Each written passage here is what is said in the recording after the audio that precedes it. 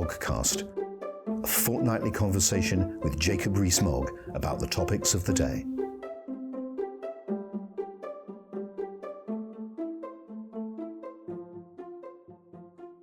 Welcome to another edition of the Moggcast. This is Paul Goodman, editor of Conservative Home, with Jacob Rees-Mogg. Today, Jacob, I thought we'd take a break from Brexit and discuss late Victorian church architecture. You probably know a good deal more about it than I do, so that might not get us very far. It'd be a brief conversation. I only said that, of course, just to spook the readers, so we can get back to Brexit, however brief the conversation might or might not have been. Again, we're recording this on a Monday. The listeners will hear it tomorrow morning, Tuesday. Do you believe by then that the 48 letters will have been received? I don't know.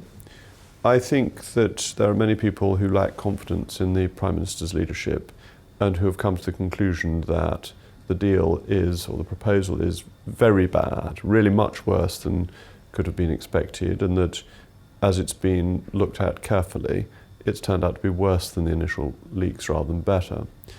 But some people don't want a leadership vote now. They would like it when the meaningful vote comes up and think that is the time to put in letters. And people make their judgment on that. So I wouldn't like to make a solid forecast.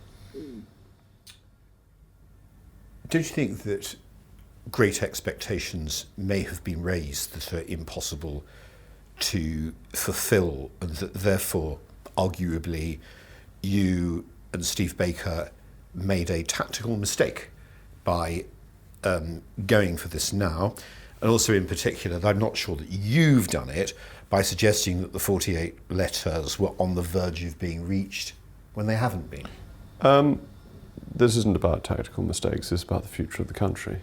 And are we signing up to a deal that leaves us as a rule taker from the European Union for the rest of our lifetimes?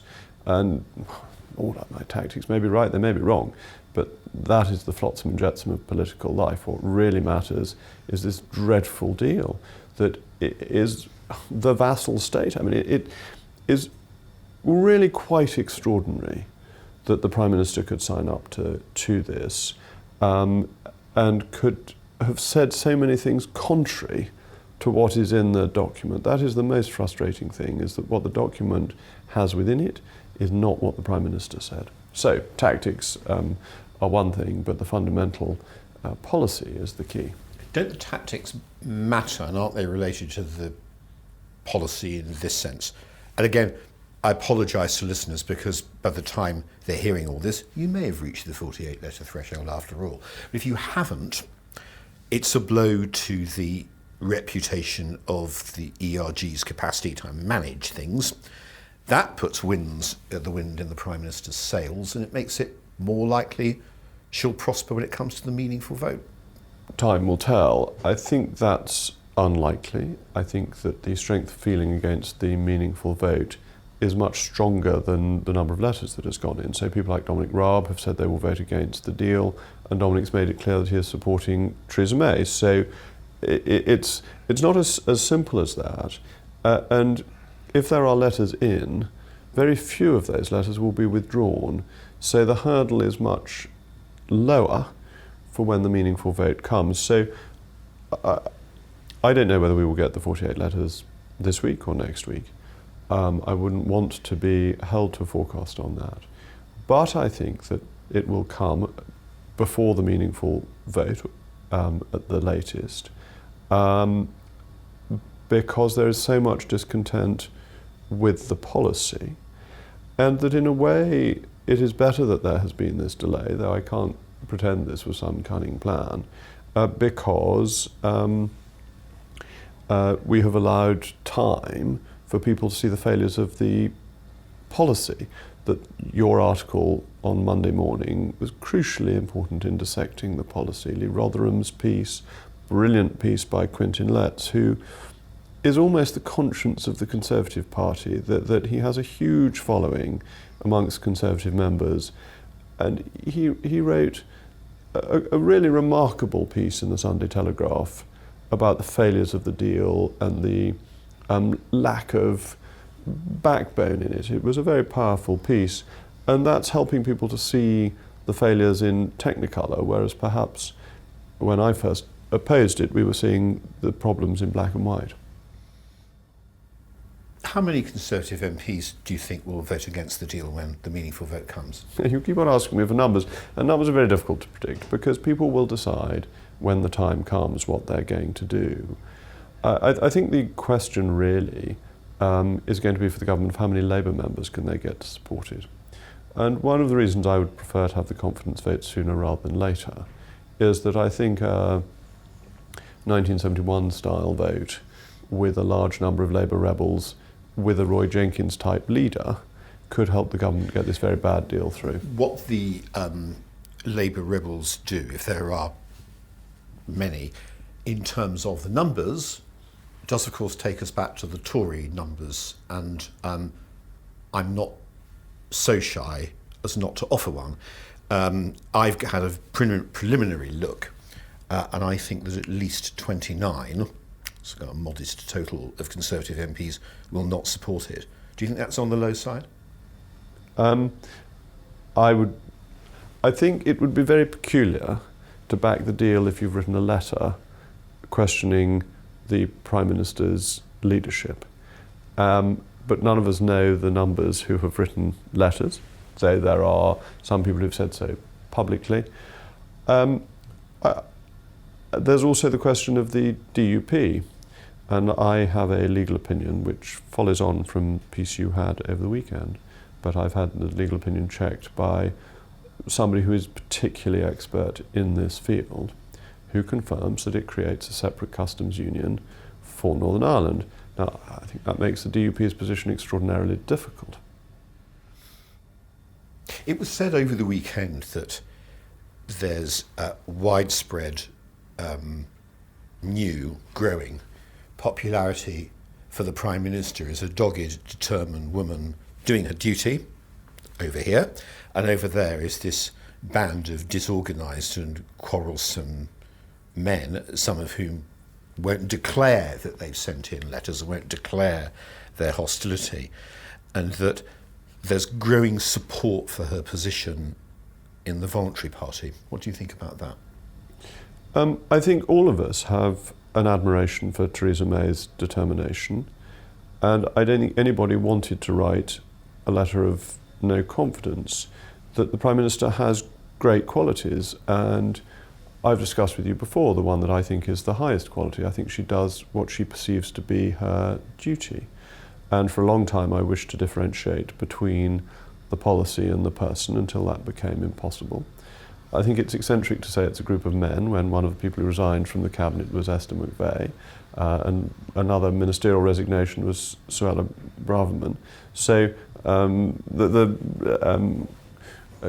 gender classifications that you're giving are not entirely accurate. But what do the people think in the associations? Well, I addressed 2 associations on Thursday night and on Friday night. Admittedly, associations have a strong leave. Where was that? For Suella and then for Julia Lopez in Upminster. I did not find that there was support for the Prime Minister's policy, nor did I find people coming up to me saying, how could you do this? That I found that there was a feeling that we were being let down on Brexit, we weren't getting Brexit, and that therefore the conclusion I come to may not be the one all of them had come to, it would be overstating it to say they all had, but one that many had also come to. Do you think this group of 5 cabinet ministers who are asking the Prime Minister to go back and renegotiate bits of the withdrawal agreement are barking up a hopeless tree? Well, they're a group of very intelligent, capable people. They have a strategy, and they've had a consistent strategy, which is to change the policy. And I have come to the conclusion that you cannot change the policy without changing the person. I'm not infallible, I may be wrong, and it may be that you can change the policy even at this late stage. And there's certainly an argument for saying that it's worth trying. I would be surprised if it was successful. If you look at the interview the Prime Minister did with Sophie Ridge on Sky News on Sunday morning, that gave the impression that there was no possibility of changing the withdrawal agreement. And so it seems unlikely, but it's not improper to try. It's not lack of sincerity or anything of that kind. But is it a mistaken judgment? Shouldn't they have resigned last week along with Dominic Raab and Esther McVey? I think one has to be very careful about calling upon Secretaries of State to resign.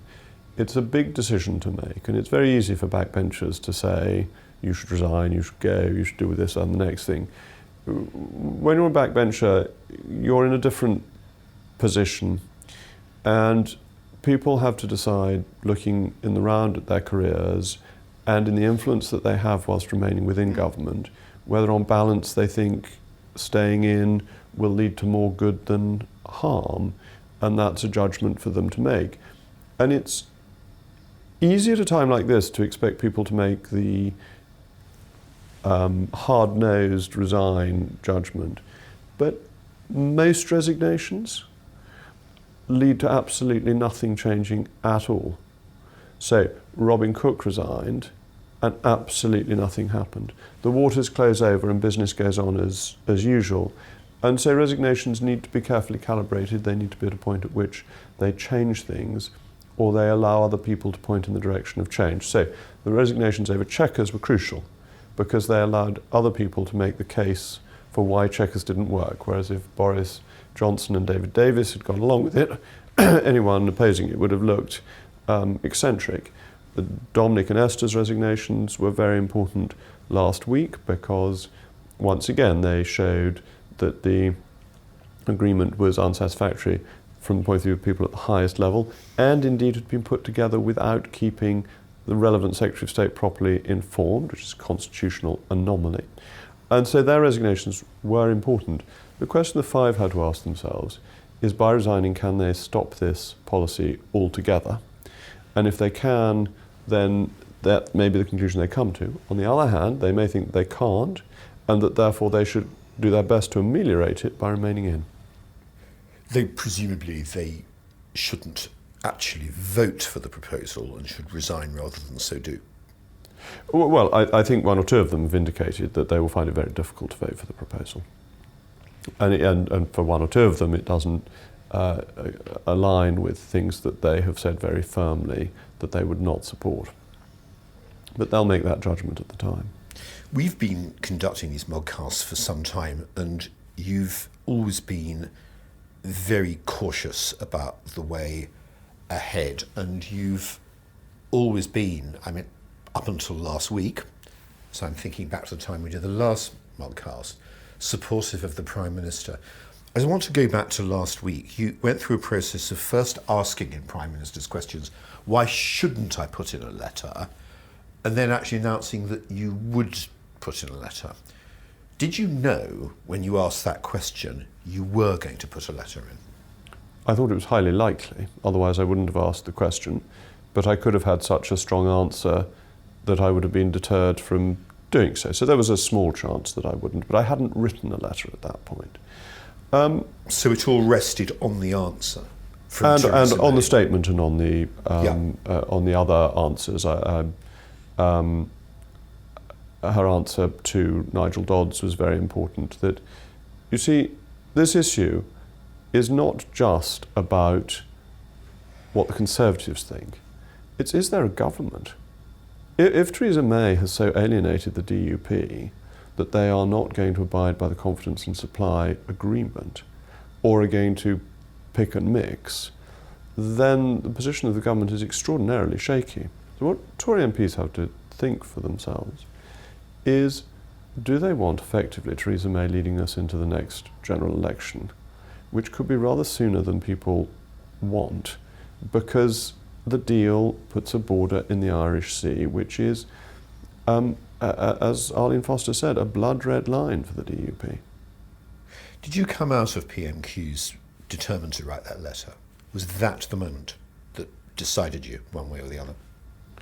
I knew that's what I was going to do, yes. And after she gave the answer. She gave the answer and some more answers, which were very much of the same tone, I came to the conclusion that I would write a letter.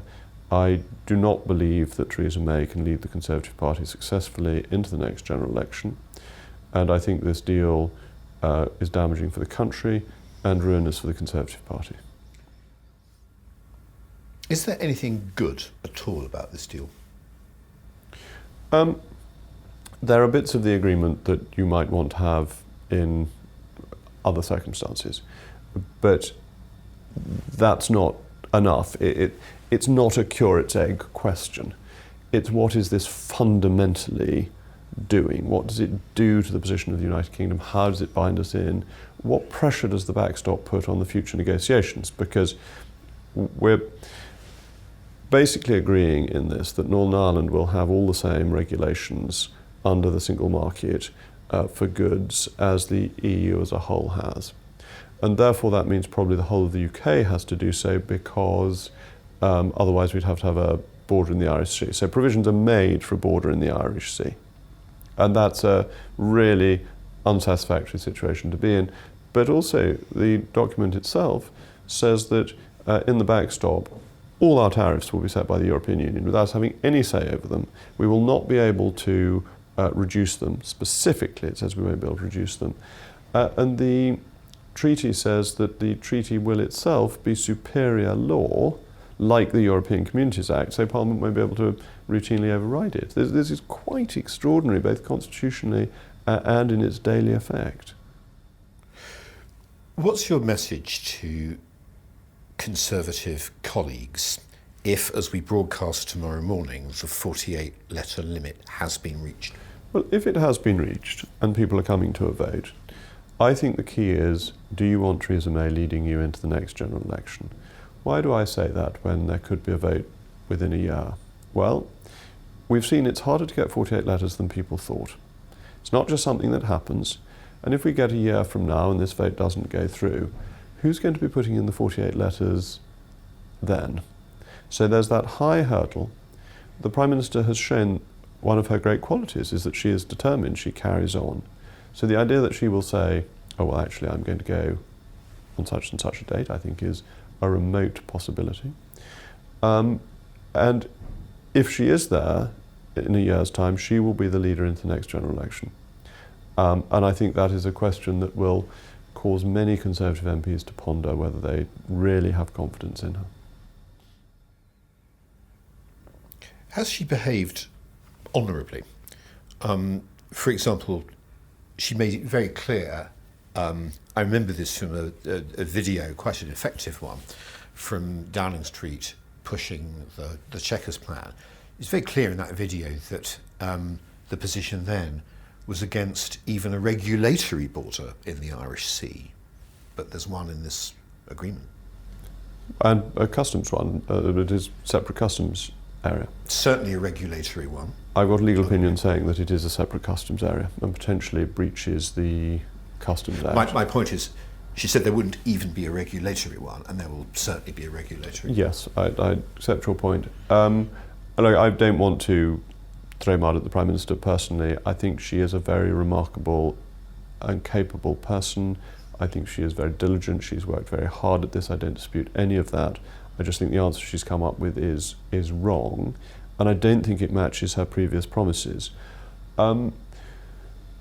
Disraeli's criticism of Peel, in the end, was it didn't matter whether he was right or wrong, but he was not the person who should have done it because he had promised people otherwise. And I think this is a really important point. I think the politicians ought to stick to what they have said without getting a new mandate from the electorate or handing over to somebody else who believes in the new policy that they have shifted towards. I don't think politicians can just come up with a completely new policy, completely different from all their promises, and plough on regardless. I don't think it's dishonest to change your mind. I think it's perfectly legitimate. But I think if you've got yourself elected on one set of promises to implement a completely different one, leaves you in a difficult and awkward position. And what's the problem for you at the heart of this proposal? Well, we're not leaving the European Union. Indeed, we are half in, half out, and take a very large number of our rules from the EU, and their ability to do trade negotiations. We'll pay a large amount of money, £39 billion, for nothing very much. will be subject to the European Court of Justice and will have divided Northern Ireland from the rest of the UK. So Northern Ireland will be more dependent on Dublin for its rule-making than on London. Just finally, if you were the EU, looking at it from the EU side, do you think there'd be anything to bother you about this agreement? I think if I were the EU, I'd be rubbing my hands with glee. They've got everything that they wanted. They've got the complete capitulation of a nation-state to the power of Brussels. Jacob Rees-Mogg, thank you very much. Thank you.